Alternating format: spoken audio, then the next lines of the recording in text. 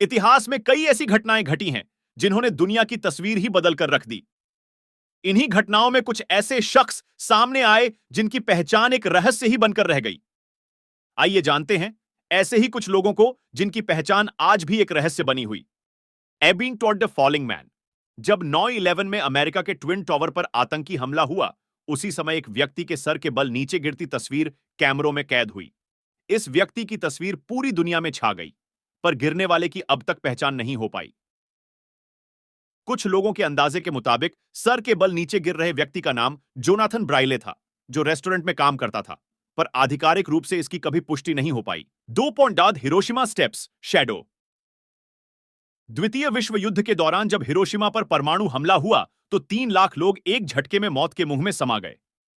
यह तस्वीर धमाके वाली जगह से 850 फीट की दूरी पर खींची गई, जहां कोई व्यक्ति बैठा हुआ था, पर परमाणु बम की ताकत ने उसे पूरी तरह से मिटा दिया, सिवाय उसकी परछाई के। इस छाया की वास्तविकता की कभी पहचान नहीं हो पाई कि वो कौन था। मुस्कान के साथ सीन नदी में मृत मिली अनजान लड़की।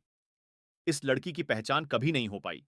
ये कौन थी जिसके चेहरे पर मौत का कोई भय था और ना ही कोई, बल्कि चेहरे पर संतोष से भरी मुस्कान थी। इस लड़की की तस्वीरों को लोगों ने खरीदा और ये तस्वीरें सबसे ज्यादा किस की गई तस्वीरों में से एक है।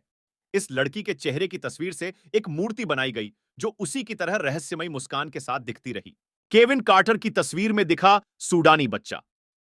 सूडान की यात्रा पर निकले फोटो जर्नलिस्ट केविन कार्टर की इस तस्वीर ने दुनिया में टहलका मचा दिया, जिसमें मौत के द्वार पर झुके बच्चे की तस्वीर थी। इस तस्वीर के पीछे गिद्ध उसकी मौत का इंतजार करता दिखा। यह बच्चा कौन था, इसकी कभी पहचान नहीं हो पाई। इस तस्वीर ने तत्कालीन सूडान की बेबसी को दुनिया के सामने लाकर दुनिया को हतप्रभ कर दिया। यूक्रेन के विनित्सा में मारे गए आखिरी यहूदी की पहचान अब तक अज्ञात।